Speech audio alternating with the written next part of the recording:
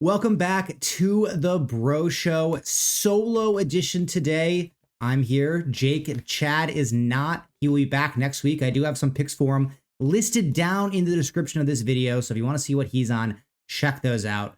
But I'm here today to bring you the best bets for this week in college football and NFL right here on the Bro Show.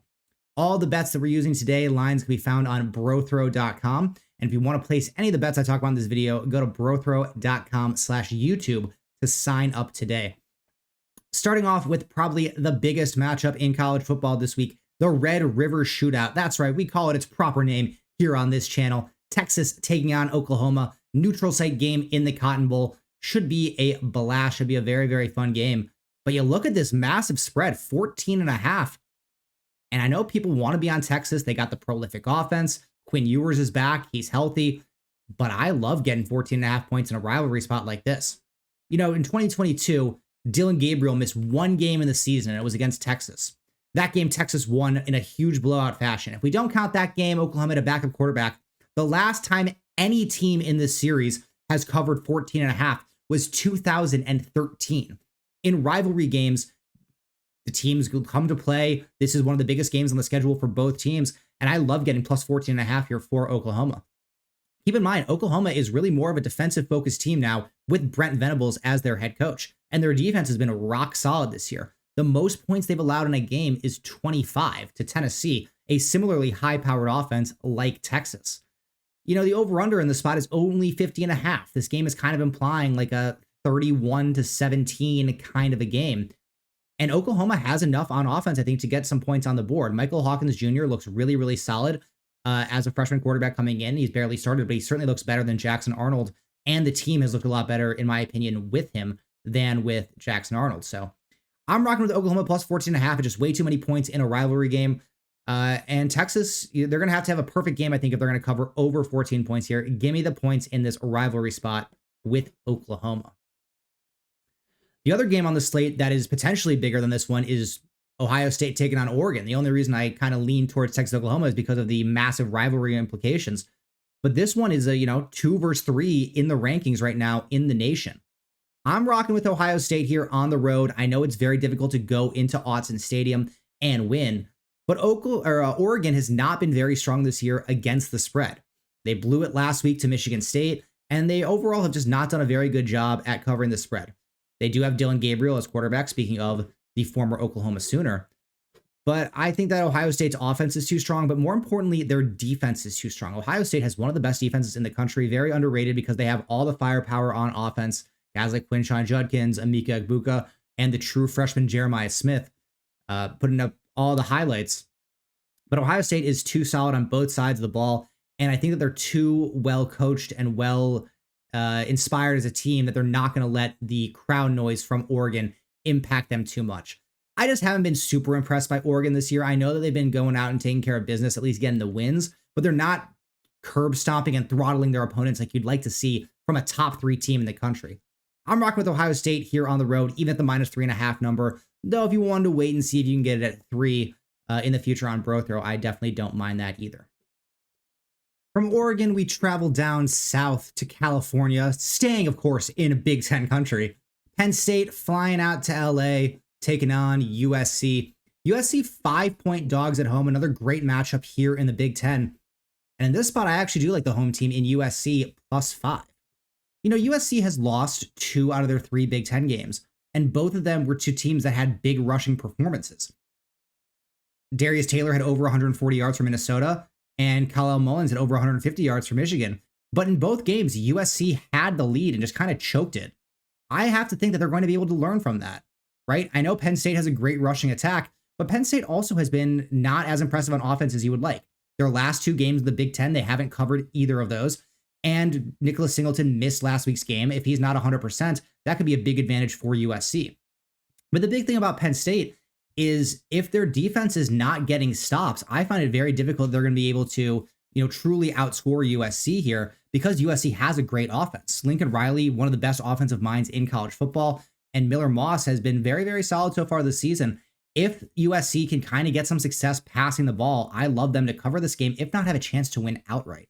Penn State looks a little bit overrated to me. I've not been a huge believer in Drew Aller. He's definitely looked a lot better this year than he did last year. You would hope to see some improvement year to year, and he definitely has shown that. But flying across the country, playing at USC, I kind of like getting the +5 here from a team that has a much better offense, in my opinion, in USC. And hopefully they've been able to figure out their tackling and their run-stopping abilities because they know that Penn State is just going to pound the ball on the ground. If they can't stop the run, they're going to have no chance.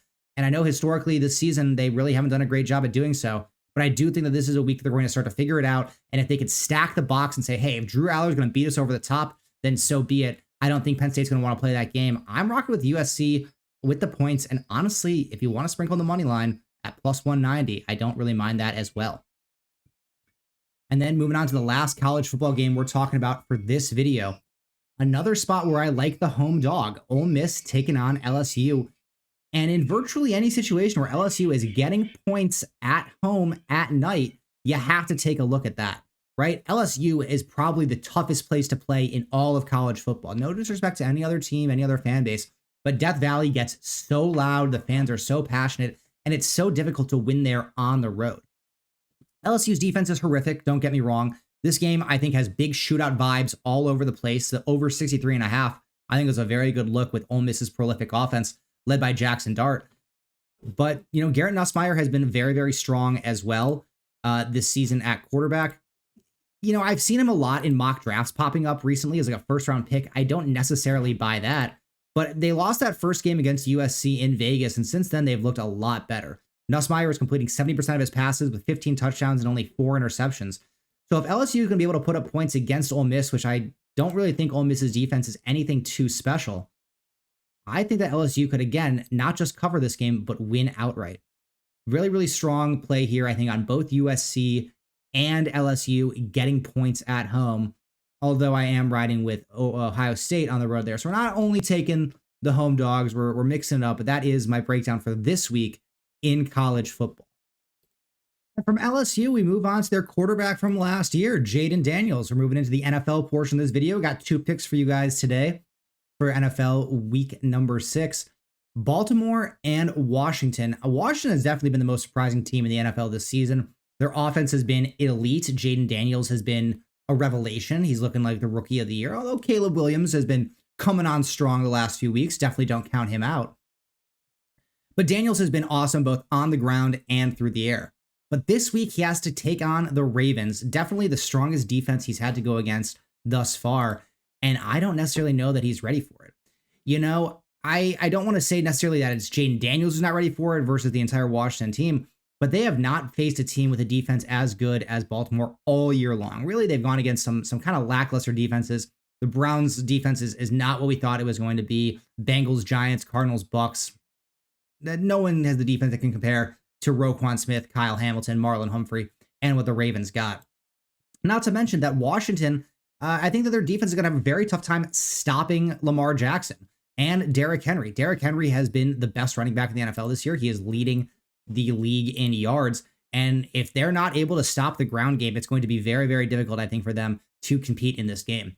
I don't want to say that, Jaden Daniels is due for a rookie moment. He's due for a bad game, but he's played pretty flawlessly thus far. And you'd have to think that going against a great defensive coordinator in Wink Martindale and a great defensive scheme with great defensive players, that this is probably the best opportunity for him to struggle. So I think the line is honestly telling us a lot. We know people love betting on Washington right now because of how good their offense has been.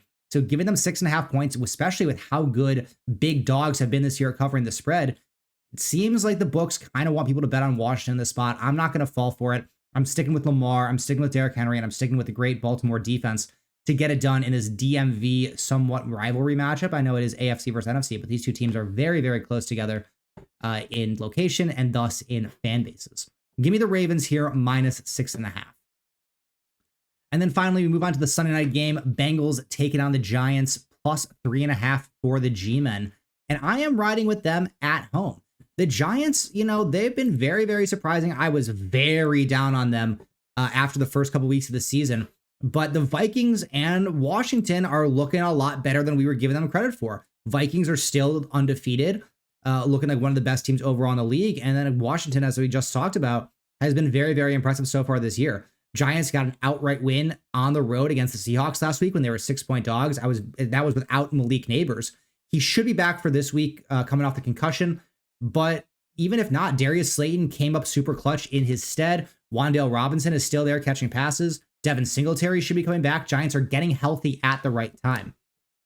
Bengals, of course, have been a fun team to watch play. They got Jamar Chase, Joe Burrow, T. Higgins. They got a lot of big name players, but they haven't really been getting it done. They're only 1-4 this year, with their only win coming against the Carolina Panthers. And their defense has been giving up a lot of points. In 2 out of the last 3 weeks where they're lost, Washington scored 38, Ravens scored 41. I'm not saying that the Giants have that type of prolific offense, but ironically, it's the two quarterbacks from the last game.